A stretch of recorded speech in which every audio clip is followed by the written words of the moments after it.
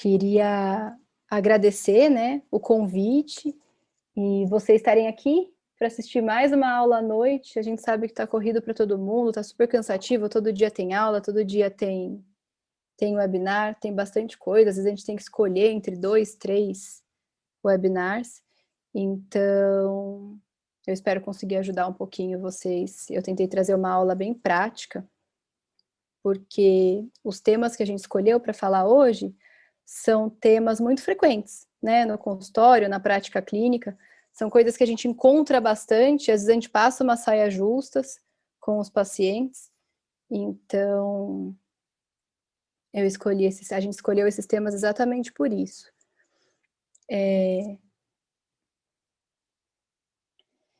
Para quem não me conhece, né, meu nome é Ana Carolina, eu sou alergista imunologista, eu faço parte do departamento científico da Associação Brasileira de Alergia, de Hipersensibilidade a Medicamento, eu sou colaboradora do ambulatório do Hospital das Clínicas em Alergia a Medicamento, e eu sou professora da Uninove, do curso de Medicina da Uninove de Guarulhos. Talvez tenha um ou outro aluno meu aí assistindo a aula.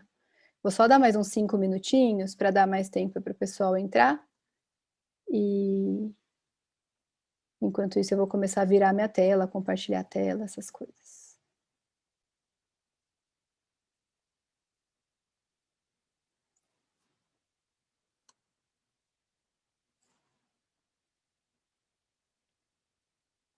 Quem tiver dúvida, pode ficar bem à vontade, manda as perguntas no Q&A e no final eu leio tudo, tá? Eu não sei se eu vou conseguir ler simultaneamente ao apresentar a aula, porque é difícil, né? Demanda uma organização melhor do que a que eu tenho normalmente. Então, eu vou ler no final, tá? As perguntas.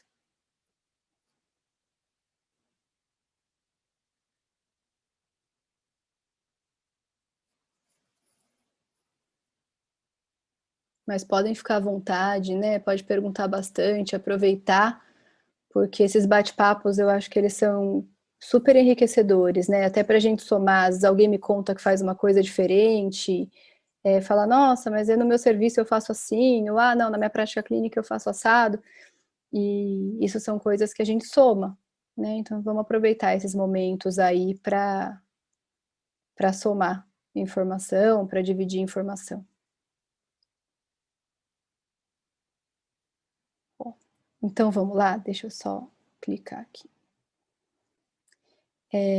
A gente conversou hoje, né, eu queria agradecer, então, as meninas da Salute pelo convite, para a gente poder conversar um pouquinho sobre a reação de hipersensibilidade aos anestésicos locais e látex. E aí vocês vão pensar assim, Ana, mas por que você escolheu falar desses dois temas juntos, né? E a gente vai, no final da história, concluir o porquê que a gente vai falar disso. E por que é importante a gente falar do tema anestésico local?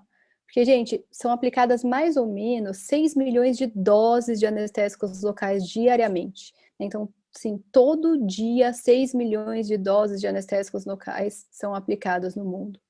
E os anestésicos locais, eles têm várias apresentações. Então, a gente tem a apresentação injetável, a gente tem a apresentação transdérmica em creme, gel, spray. Eles são utilizados em consultório de dentista, na sala de emergência, em consultório médico. Então, a gente vai fazer uma sutura, a gente usa o anestésico local. Muitas vezes a gente usa os anestésicos locais em queimadura, em ferroada de inseto, quando a gente vai fazer uma analgesia tópica antes de fazer um procedimento doloroso, então tem gente que usa antes de fazer uma tatuagem, antes de fazer algum outro procedimento. Então eles são super utilizados e acabam dando talvez umas reações. Os anestésicos locais são divididos em duas classes, né, que são os ésteres e as amidas.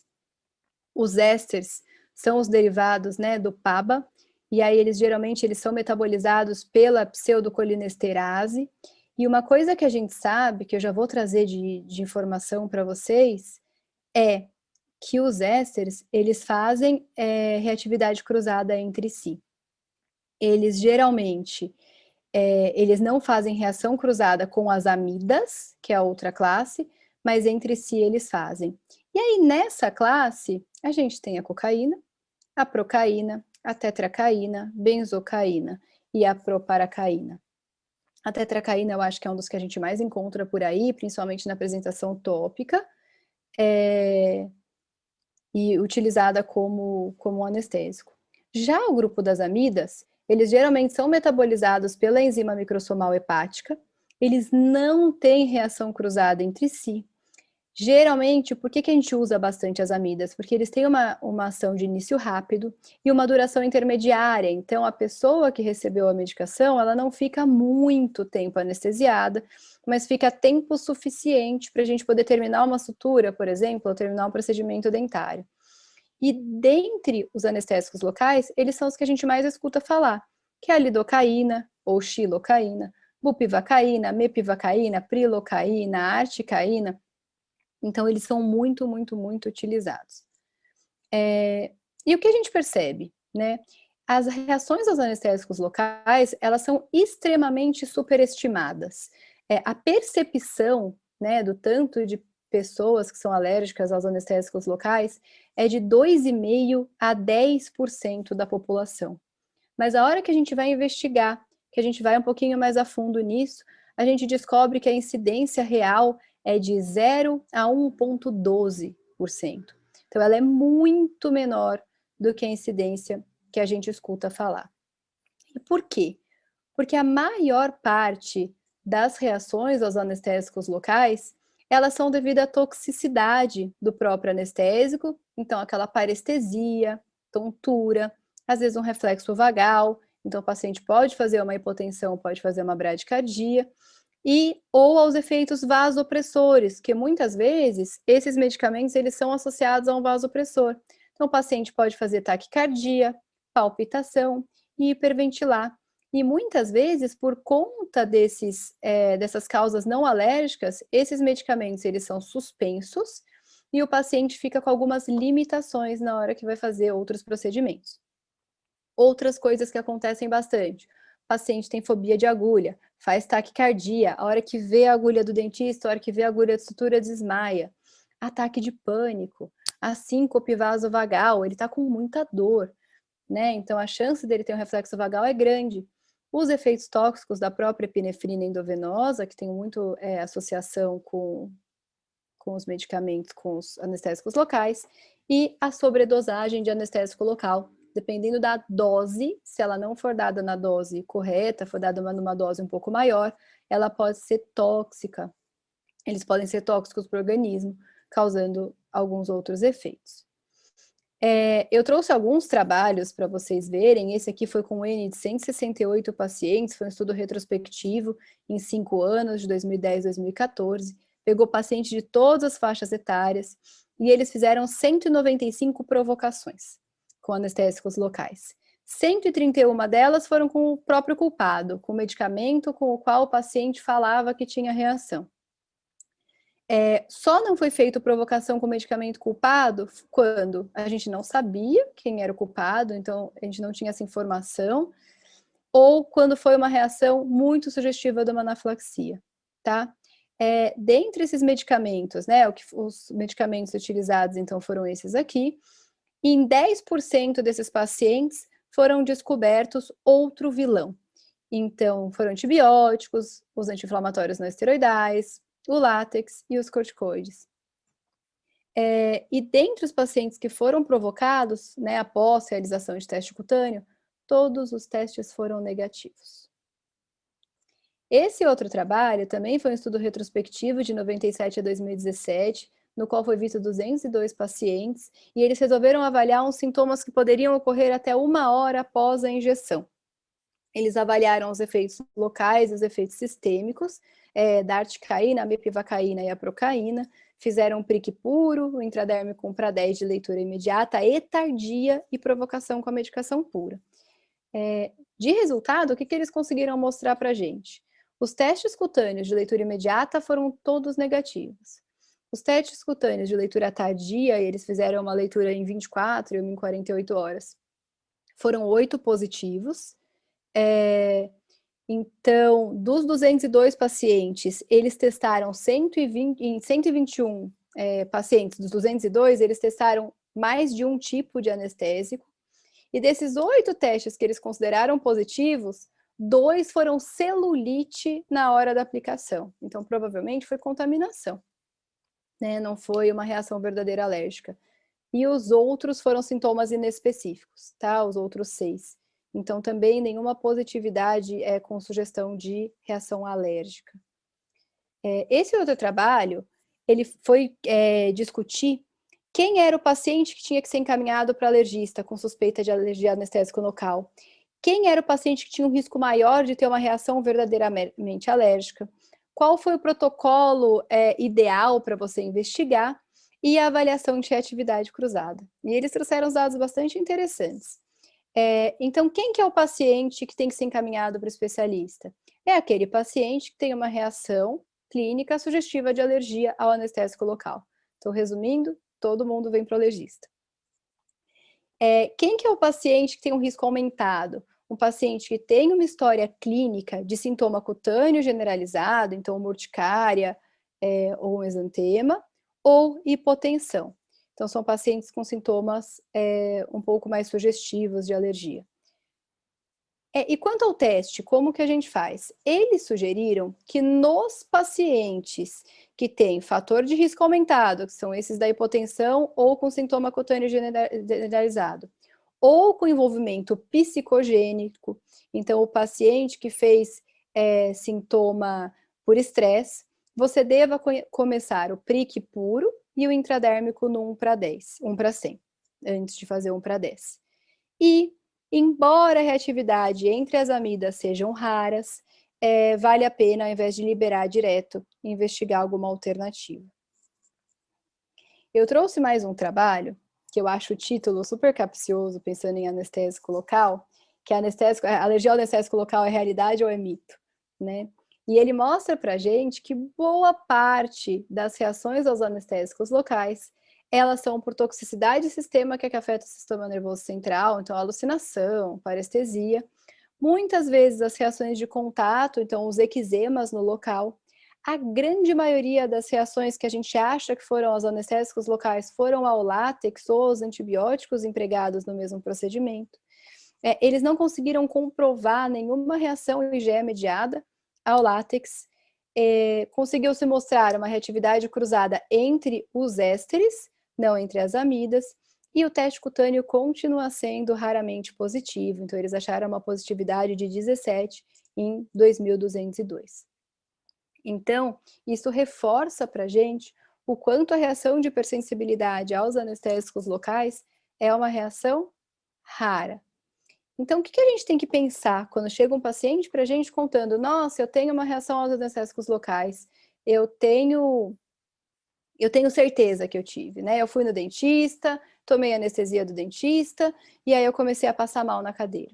Então, a primeira coisa é, qual foi o tipo de procedimento que estava sendo realizado no momento da reação? Será que é uma reação vasovagal? Será que a gente não está tendo uma reação por estresse?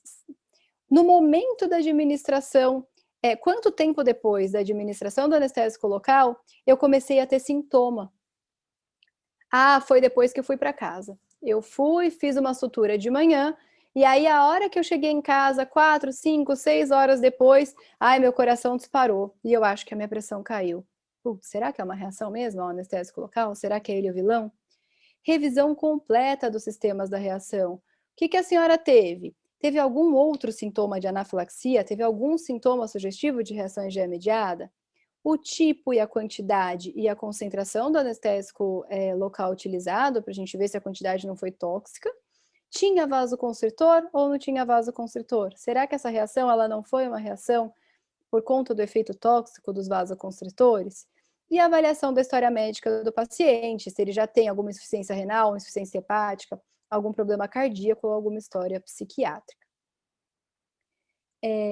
Quanto às reações IgE mediadas ao látex, elas geralmente, então, elas fazem as manifestações, né, cutâneas, respiratórias, trato gastrointestinal e sistêmica, então é a anafilaxia ou aqueles pedacinhos da anafilaxia. Elas são mais frequentes com o grupo éster por conta do PABA, e aí o que a gente sabe, né, que a reação cruzada entre as amidas e os ésteres, por enquanto a gente sabe que não existe. Entre os ésteres e os ésteres, a gente tem uma positividade grande, e entre as amidas e os ésteres, a gente sabe que existe uma reatividade, mas que ela é super pequena, tá? Esse outro estudo francês procurou, dentro de 16 casos confirmados, 11 deles as reações de hipersensibilidade eram a lidocaína, e foi vista uma reatividade cruzada de 6 deles com a mepivacaína. Então, são duas amidas, né? Mas o que a gente não pode esquecer, quando a gente fala de reação aos anestésicos locais, é de descartar a alergia ao látex. É muito frequente, né? Muito frequente não, é usual que a gente esteja de luva quando a gente vai manipular um anestésico local. E com isso, a gente tem um contato com o látex e a pele, e muitas vezes a reação ela não foi ao anestésico local, e foi a luva do procedimento. Ah, e como é que a gente faz então essa investigação? Chegou o paciente para mim, a história é sugestiva, o que eu faço agora? A gente sabe que o artigo da Academia Europeia, ele mostra para gente uma concentração para fazer o PRIC com anestésico local puro e o intradérmico numa concentração diluída de 1:10. Tem alguns outros trabalhos que mostram para gente para fazer o PRIC puro e o intradérmico na concentração de 1:100. Existem até trabalhos que mostram para gente para fazer a provocação direto, em uma etapa, porque é tão raro, mas tão raro, mas tão raro a gente ter uma reação cutânea, quando a gente faz o teste cutâneo, que a gente talvez pudesse pular todas as etapas e fazer a provocação direto. Só lembrando que isso aqui a gente faz quando a gente está pensando numa reação IgE mediada. Quando a gente está fazendo um teste cutâneo no paciente, a gente está tentando reproduzir uma reação IgE mediada. Se eu estou pensando em eczema ou numa urticária de contato, o ideal é que a gente faça um teste de contato. Ah, Ana, e como é que você faz? Eu sigo, né, o último artigo de atualização das reações de hipersensibilidade das BAE, e aqui ele tem a concentração da maioria dos medicamentos. Esse é um artigo fácil de achar, tá? Se vocês escreverem no Google, encontra. Então, não precisa, meu Deus, vou tirar foto, não posso perder essa tabela. Essa tabela a gente tem que ter sempre como uma carta na manga. E nele, ele fala direitinho, né? Que os anestésicos locais, a gente pode fazer o PRIC na concentração pura e o intradérmico no 1:10, tá? E o teste de contato? O teste de contato, eu peguei desse artigo aqui, né? E a gente pode fazer o teste de contato com a medicação pura, tá? Nossa, mas e se não fosse pura? E se eu tiver medo, se eu quiser fazer uma concentração diferente, se eu quiser fazer mais diluído, aí teria que mandar manipular a lidocaína em vaselina petrolada, na concentração que vocês se sentirem confortáveis de fazer, pensarem que foi uma reação mais grave, alguma coisa assim. E aí dá para manipular, a própria Salute manipula medicamento para teste de contato, é só conversar com as meninas, tá? Mas não precisa. A gente pode pegar o anestésico local puro e colocar ali na chamber e colar nas costas do paciente. Então, qual que é o roteirinho, né, que eu uso quando eu vou pensar em anestésico local? Ah, eu tenho um paciente que tem uma história sugestiva de reação aos anestésicos locais. Primeira coisa é excluir a alergia ao látex sempre, tá? Próxima etapa, é um anestésico local conhecido? Eu sei qual é o remédio que o paciente usou? Se for um éster, a gente testa um anestésico local do grupo amida. Se for um grupo amida, a gente pode testar o próprio culpado, para poder descartar se foi reação ou não, ou um outro anestésico local do grupo amida. Ah, não, o anestésico local não é conhecido, eu não tenho a menor ideia do que foi. Qual que eu escolho? A gente sugere escolher a lidocaína, sempre sem vasoconstritor, tá? Os testes que a gente faz são todos com o anestésico local sem vaso.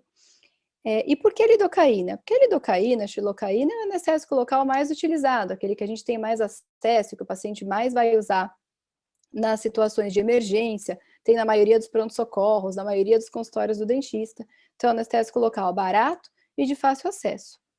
Ah, não. É desconhecido. Aqui saiu errado, gente, desculpa. É desconhecido o anestésico local. Eu não sei nem o que eu tive. O que a gente faz? Orienta o paciente a usar um anestésico local do grupo amida. Tá? Então, ok, anestésicos locais. Então, a grande maioria não é, né, reação, mas a gente tem que testar para poder descartar, para poder ter certeza. Se vocês me perguntarem na minha prática clínica, na minha experiência, eu nunca vi nenhuma reação real aos anestésicos locais. E olha que a gente faz bastante teste lá no Hospital das Clínicas. Na minha prática, eu nunca vi nenhuma reação real. A gente faz teste cutâneo, o teste cutâneo vem negativo e a gente acaba fazendo a provocação com 2 ml do anestésico local sem vasoconstritor puro. E as reações são todas negativas. Então, habitualmente, como a positividade é muito baixa, eu costumo testar o culpado. Então, se o paciente tem uma reação alérgica com algum medicamento do grupo amida, eu pego o vilão. Então, o paciente tem uma história de alergia à lidocaína. Teste cutâneo, prick intradérmico negativo, provocação com a própria lidocaína. Eu não costumo testar alternativas com relação aos anestésicos locais, eu testo o próprio vilão. Se o prick ou intradérmico vierem positivos, aí a gente faz prick intradérmico com outro medicamento e provoca o outro medicamento, mas eu nunca vi nenhum vir positivo. Eu não sei se algum de vocês já viu teste cutâneo positivo com anestésico local, mas na minha experiência, na minha prática, eu não achei nenhum até hoje. E alergia ao látex? O látex, a gente tem que lembrar que ele é extraído, né? É uma seiva vegetal extraída da seringueira, né? Que é essa árvore, a Hevea brasiliensis. Ele é uma borracha natural. Ele é processado em coagulação ácida e aí ele vira pneu, tubo, calçado, componente automotivo. Então a gente tem muito contato com látex na nossa vida também. Ele pode ter adição de amônia, que é um conservante, e aí ele vira luva, balão, preservativo. Então é muito importante a gente parar, estudar, rever, ver o que tem de novo sobre os anestésicos locais, porque ele é uma substância que está muito presente, muito, muito, muito presente na nossa vida, né, na nossa rotina, no nosso dia a dia. E aí, como é que funciona, então, as alergias ao látex? A alergia ao látex é uma reação imunológica contra a partícula do látex, tá? Em indivíduo previamente sensibilizado. Ela tem uma prevalência na população geral pequena, mas em profissionais da área da saúde ou em paciente com espinha bífida, a positividade costuma ser bem alta. A positividade com reação de hipersensibilidade costuma ser bem alta. Então, o que acontece? A alergia ao látex ela é um problema de saúde pública, né? Que tem uma prevalência, ela é a segunda causa de anafilaxia perioperatória e a primeira causa de anafilaxia em paciente com espinha bífida. Então, a gente tem que falar disso, tem que pensar nisso, mas já existe um movimento mundial para a gente diminuir o uso de látex, diminuir o contato com látex. Eu não sei quem de vocês ainda atua em hospital, mas está cada vez mais difícil a gente conseguir o acesso às luvas de látex. A gente tem tido bastante contato com as luvas de vinil, de nitrila, mas látex está cada vez menos, exatamente por conta disso, por conta do tanto de sensibilização que a gente desenvolveu ao longo desses anos. E aí, quem são os pacientes que eu devo me preocupar mais, que têm um risco maior de reação de hipersensibilidade ao látex? É o paciente com espinha bífida, porque ele tem que fazer cirurgia desde que ele nasce. São os profissionais da área de saúde, são os pacientes com alguma malformação urológica ou ortopédica, os pacientes com história de múltiplas cirurgias, os pacientes com atopia, alergia alimentar com alguns alimentos que podem ter reatividade cruzada com látex, e os trabalhadores da extração de borracha e da indústria do látex. A gente sabe que a gente tem aproximadamente 250 polipeptídeos no látex, e desses, pelo menos 60 são alergênicos, que conseguem produzir IgE específica. É muita coisa, é muito risco da gente desenvolver sensibilidade. O Comitê Internacional de Nomenclatura do Alérgeno já identificou 15 alérgenos do látex, e eles são chamados, né, desses REV-B1 até REV-B15, e aí eles são classificados de acordo com função biológica. E quais são as manifestações clínicas? Depende. Por que depende? Quando depende, primeiro da via de exposição. Então, foi mucosa? Foi pele? Foi inalatória? Foi algum órgão durante uma cirurgia? Foi apresentação? Foi contato endovenoso? Depende da quantidade e do tempo de contato. A gente sabe que uma quantidade igual ou superior a 0,6 nanogramas por metro cúbico de partículas de látex no ar ambiente são fatores de risco para a gente desenvolver sintoma em pessoa que é sensibilizada. Então, lembrar que o látex, ele pode fazer tanto as reações imunológicas IgE mediadas, da hipersensibilidade tipo 1, ou reação do tipo 4, ou reação não imunológica, que é a dermatite de contato irritativa. Então, lembrar que o látex não obrigatoriamente vai causar só anafilaxia, ele pode causar dermatite de contato e ele pode causar dermatite de contato irritativa. Lembrar que os sintomas da alergia ao látex IgE mediado, eles são os sintomas de anafilaxia ou um pedacinho deles. Então, o paciente conta pra gente, eu fui encher uma bexiga de aniversário e fiquei com o bocão aqui da Angelina Jolie. Ou, toda vez que eu vou no ginecologista, eu saio espirrando, tossindo e aparecem umas placas vermelhas no meu corpo. Ou, quando eu tenho contato com preservativo, depois de ter relação, eu faço um edema de vulva, né? É uma coisa frequente.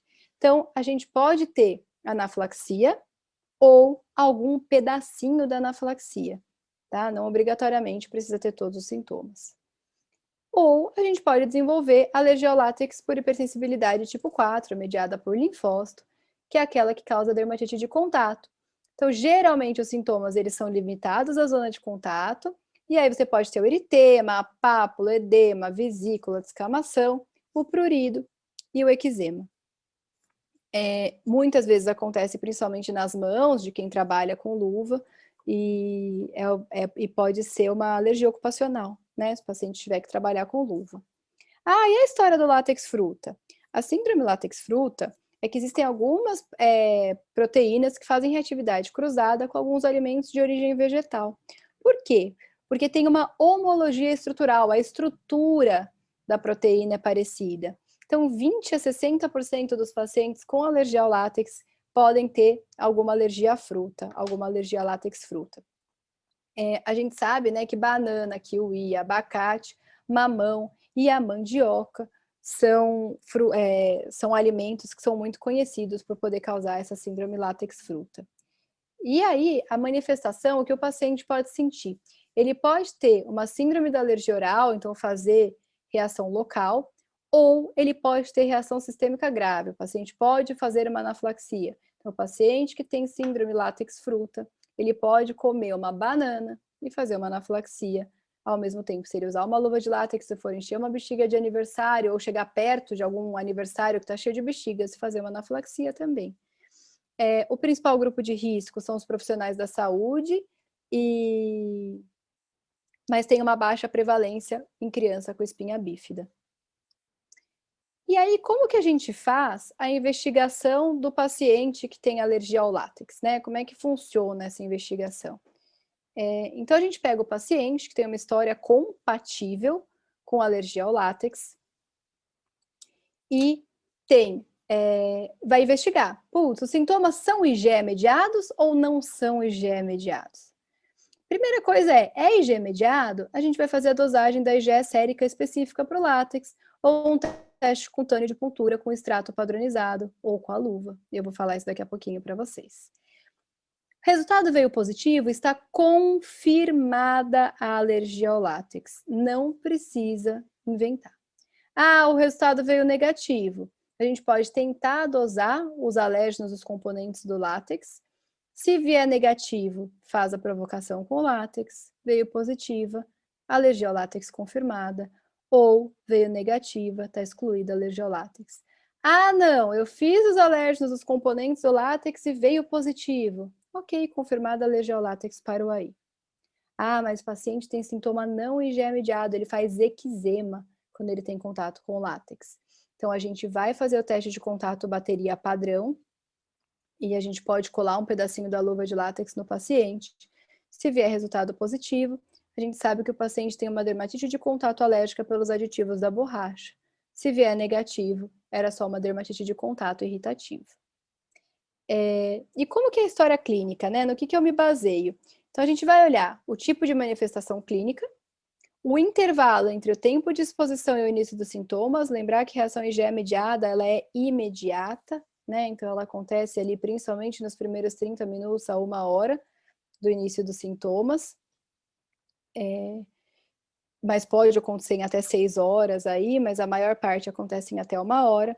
O ambiente que ocorreu a reação, eu não tive contato nenhum com látex, eu tenho certeza que não era, mas eu estava numa festa infantil que tinha aquele arco de balões. E aí eu fiquei bem baixo na hora do parabéns e eu fiz uma anafilaxia.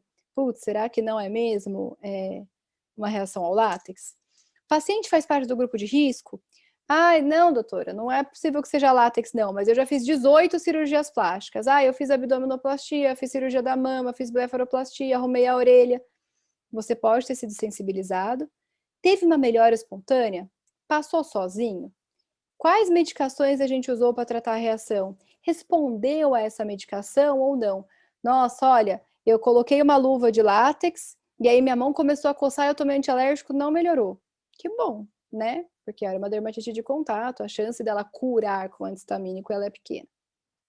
Então, como é que funciona essa investigação? A gente tem um paciente que tem uma história compatível de alergia ao látex. E sintoma IgE mediado, a gente vai fazer a dosagem da IgE sérica específica para o látex. Só que o que acontece?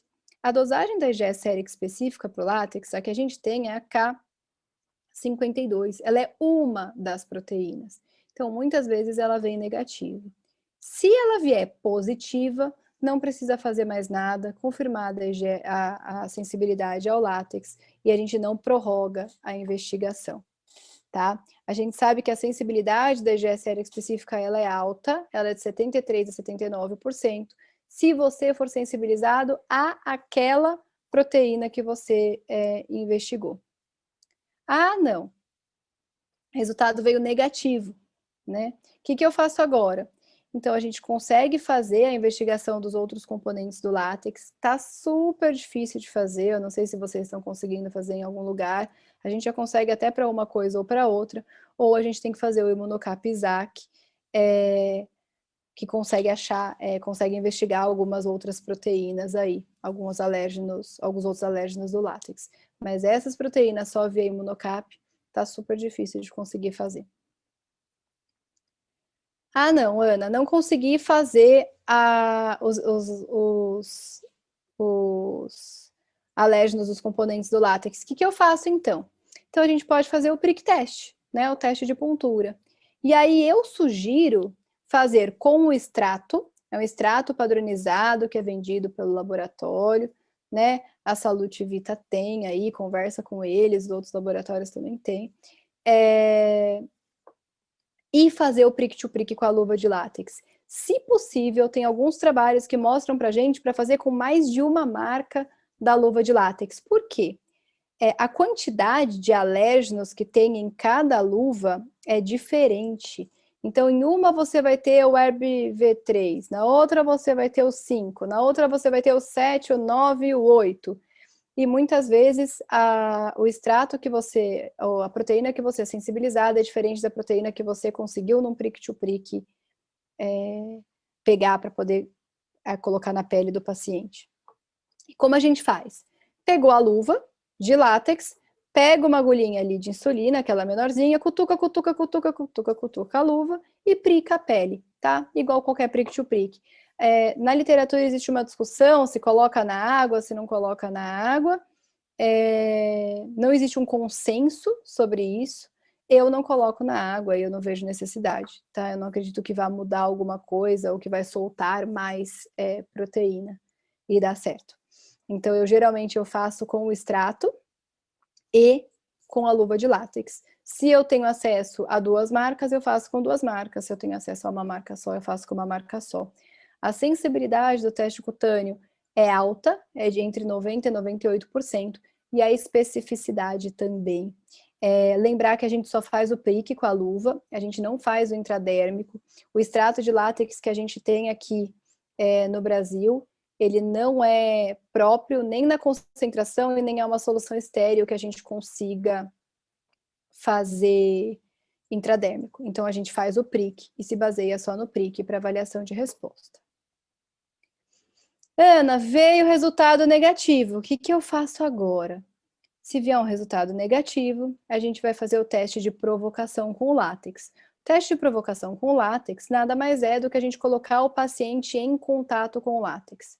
Como a gente faz isso para paciente com reação IgE mediada, a gente faz ele em 2 etapas. Em uma, a gente coloca um dedo de luva, sempre a gente faz um controle negativo, então uma mão do paciente a gente coloca um dedo de luva com látex, e na outra mão do paciente um dedo de luva de alguma luva sem látex, de vinil, de nitrila. E deixa ali 15 minutos. E observa a reação sistêmica, né? Lembrando que a gente está investigando reação IgE mediada, a gente está investigando uma anafilaxia ou os pedacinhos dela. Então, o que a gente espera procurar nesse paciente, quando a gente está fazendo um teste de provocação com látex, não é eczema, não é dermatite de contato, não é irritação na pele. A gente procura urticária, angedema, broncoespasmo, hipotensão, queda de saturação, rinoconjuntivite. Então, são esses os sintomas que a gente procura quando a gente está fazendo um teste de provocação com látex. Veio negativo, dali 15 minutos eu reavalio o paciente inteiro. Ele não teve nada. Eu vou colocar a luva de látex no paciente. A gente tem uma tendência de molhar a mão do paciente antes de colocar a luva, para ver se aumenta um pouco o contato do látex com aquela mão, com aquela superfície. Então, na mão que estava o dedo de luva com o látex, a gente coloca a luva inteira com o látex.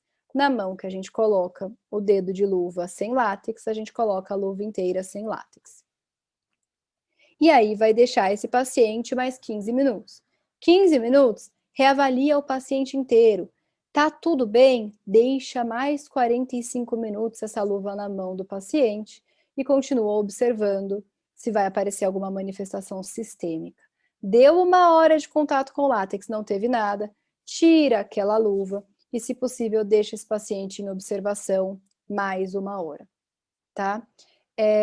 As anafilaxias mais graves que eu vi em teste de provocação foram anafilaxias de paciente com látex, vi algumas com antibiótico, vi algumas com algumas outras coisas, mas as mais graves foram com látex, quando coloca a luva inteira.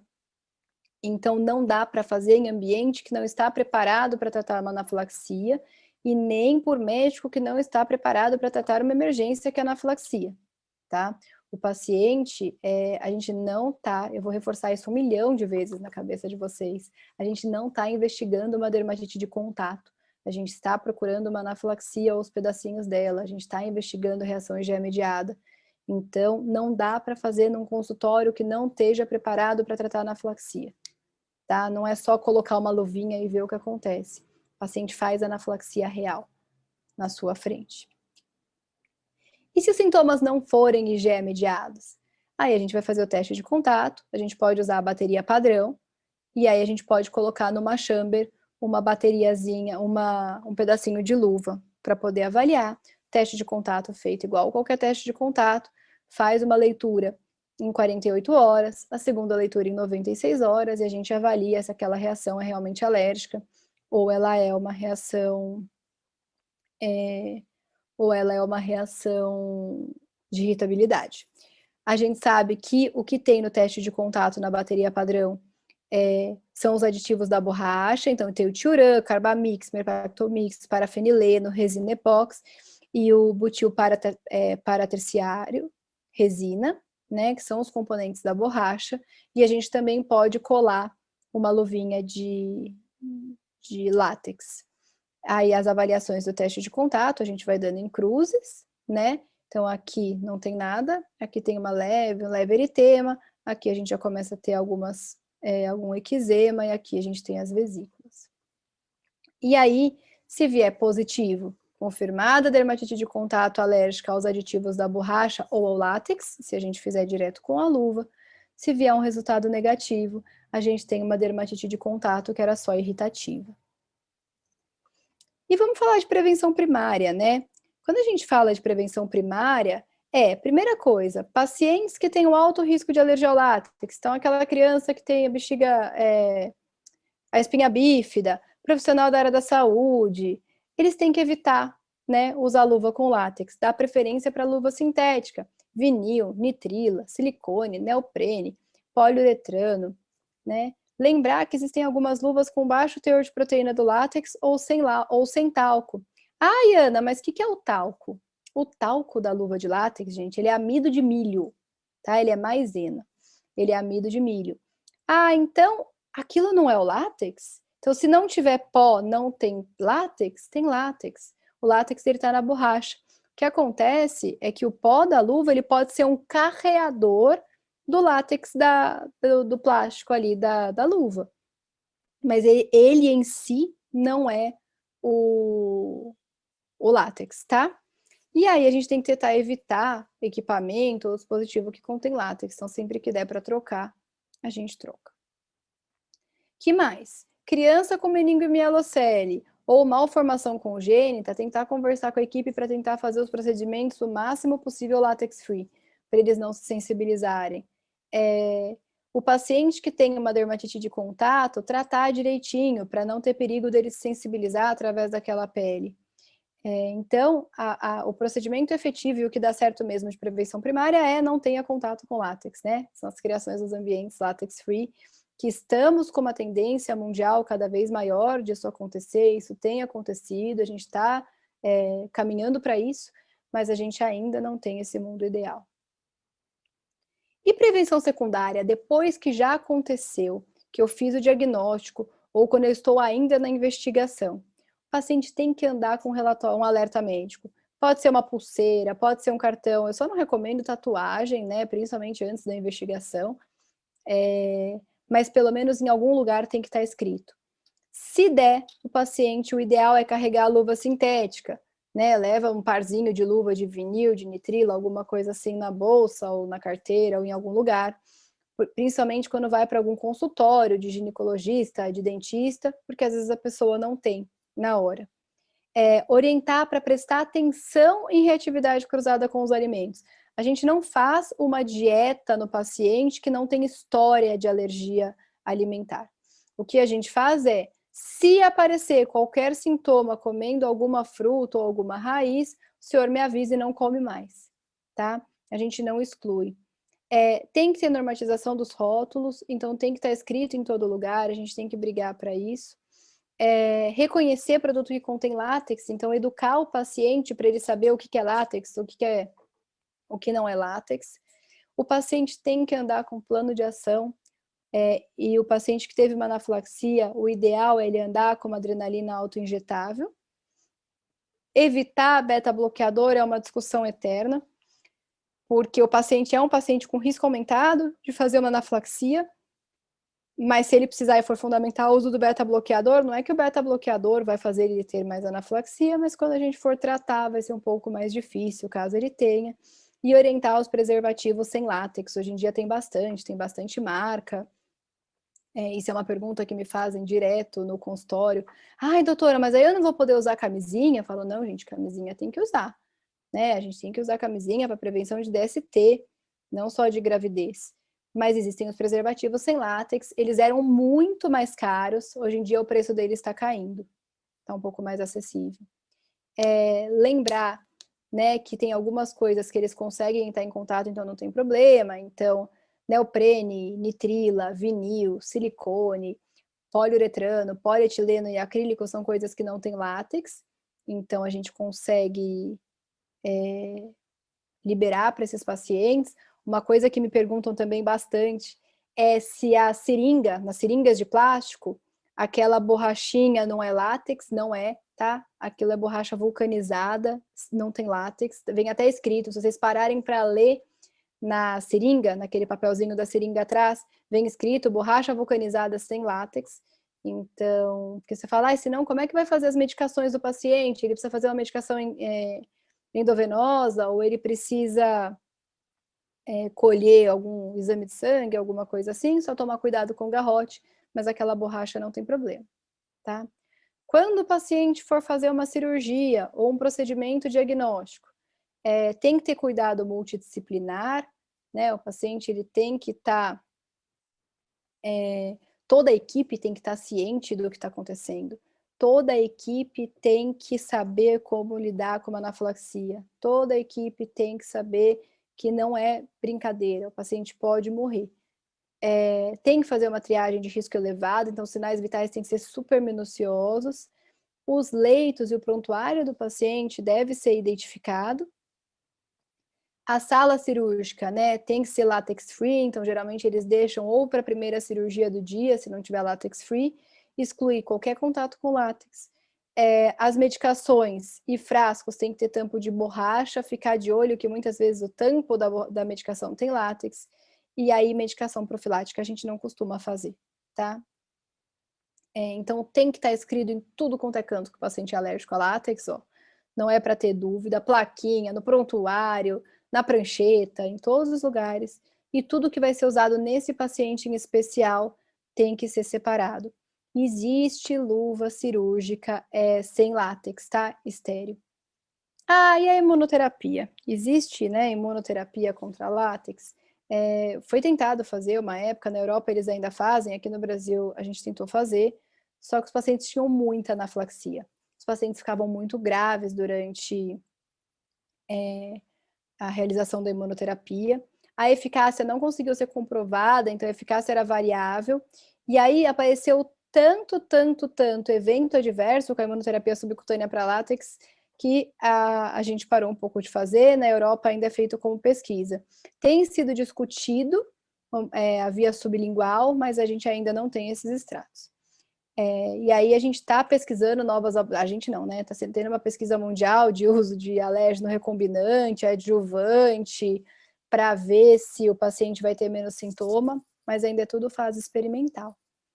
Então, o que eu queria deixar de mensagem é: existe uma variedade muito grande de sintoma e gravidade variada, mas não dá para a gente arriscar. Lembrar sempre de fazer diagnóstico diferencial com outras alergias e lembrar que a alergia ao látex ela pode ser um diagnóstico diferencial com relação às outras alergias, igual ao do anestésico local, que a grande maioria é látex. Cuidado, né? O paciente tem que ter a documentação da sensibilização ao látex, ele tem que ter um plano de ação, ele tem que saber o que fazer caso ele tenha uma anafilaxia. Ele tem que ter um programa de educação para evitar o látex, então ele tem que saber reconhecer e avaliar a indicação de adrenalina autoinjetável. Eu queria agradecer, meus contatos estão aí. Aqui tem um underline, que eu não sei, ele saiu grifadinho, né? Se vocês quiserem mandar mensagem, dúvida, e-mail, discutir caso, eu estou aberta à discussão. Queria agradecer as meninas da Salute pelo convite para falar para vocês. Qualquer coisa, entra no site deles, lá também tem bastante informação. É salutevita.com, o site. Tem rede social, também elas são super de fácil acesso, qualquer coisa é fácil falar com as meninas, pedir ajuda. Deixa eu tentar enxergar aqui agora as perguntas. Quem tiver dúvida pode mandar, eu estou abrindo aqui para eu poder enxergar as perguntas, eu tenho que parar de compartilhar minha tela.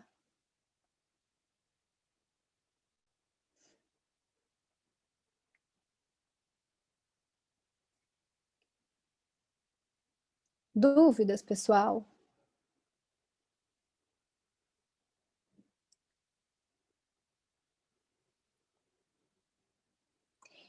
Então, ó, tem uma pergunta aqui que ela reforça se ela reforça a história da alergia alimentar, né? Alergia alimentar, da reação cruzada com as frutas. Então, a gente não orienta, na prática, a trocar, tá? A parar de comer algum alimento por conta do risco de alergia a látex fruta. A gente geralmente o que orienta é o paciente prestar atenção e caso tenha qualquer sintoma, não come mais, tá? Qualquer sintoma pode parar. Que mais? Eu nunca fiz provocação direto com anestésico local, tá? A gente sempre faz teste cutâneo antes. O que eu nunca, eu fazia há muitos anos, o teste, o intradérmico com 1/100, né? Com 1/100 de anestésico local, hoje em dia não faço mais. Então a gente faz o prick puro E o intradérmico, a gente acaba fazendo 1 para 10, e vindo negativo a gente já faz a provocação, tá? Mesmo em paciente com sintoma psicossomático, paciente estressado, que tem medo, a gente prefere um bom papo terapia, a gente para, conversa com o paciente, explica direitinho o procedimento, mas não fica fazendo um monte de concentração, não. Deixa eu ver o que a Maria do Socorro perguntou. Paciente cardiopata, precisa fazer cateterismo e teve uma alergia com o uso da prilocaína. Então, o que acontece? Geralmente, a gente pode testar ou a própria prilocaína, ou a xilocaína, ou ver qual anestésico que o médico dele vai querer usar, né? Como é muito raro a própria reação com anestésico local, o que eu sugiro? Eu pegaria a prilocaína sem vasoconstritor sempre, faria o teste cutâneo, se positivo, eu testaria uma outra amida, né? Aí eu veria ou com o médico que ele quer usar, ou uma própria lidocaína. A xilocaína, que é super comum e tem na maioria dos lugares. Mas eu faria teste cutâneo com a prilocaína pura, e intradérmico na concentração de 1 para 10. E aí, se negativo, eu provocaria a própria prilocaína. Se for só uma síncope, a chance é pequena. O que não pode esquecer de investigar a alergia ao látex. Então, esse paciente chegou, já pede EGA específica para látex, se negativa, vale a pena. Quando for fazer o prick do anestésico local, dá para fazer o prick do látex, só não dá para fazer as 2 provocações no mesmo dia, para não confundir quem fez a reação. Então, acaba tendo que ser feito em 2, 3 etapas, né? A gente faz uma etapa, a gente faz os testes cutâneos, dá para no mesmo dia escolher uma das coisas para provocar, então, ou anestésico local ou látex, e no outro dia a gente acaba fazendo o teste de provocação para aquilo que não foi feito no dia, desde que o teste cutâneo venha negativo. Eu queria agradecer o pessoal do ambulatório que está aí, né? Natália Coelho, Diogo, eles ficam comigo lá no ambulatório de alergia a medicamentos do Hospital das Clínicas. Obrigado por estar aqui me assistindo. A Denise também, eu nem sei que horas são. A gente tem mais 5 minutinhos. Se alguém tiver mais alguma pergunta, ainda dá para responder.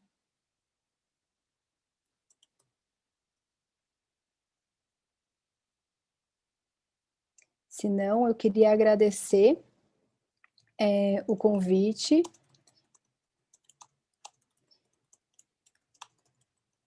Eu queria agradecer o convite de vocês para falar um pouquinho sobre anestésico local e látex e falar um pouquinho da experiência que eu tenho com isso. A gente faz bastante mesmo lá no Hospital das Clínicas e no consultório eu acabo fazendo. Eu não faço no consultório, meu consultório é nível 2, mas eu levo o paciente para o hospital e acabo investigando. E eu acho que uma das missões do alergista é desrotular essas alergias a medicamento que não são. Então, eu brinco direto com os meus pacientes, né, que eu fico mais feliz quando eu mostro que aquilo não foi uma reação alérgica, que ele não está limitado, do que quando eu falo para ele que ele tem mesmo uma reação alérgica, que aquilo foi alergia e que ele vai ficar com um monte de limitação na vida. Então, vale a pena testar, gente. Anestésico local, o paciente não precisa ficar rotulado para sempre, tá? Mas desde que em ambiente controlado, seguro, com equipe treinada para tratar caso aconteça alguma coisa. Obrigado, meninas, pelo convite. E eu acho que já dá para a gente encerrar, né? Para a gente poder jantar. Boa noite.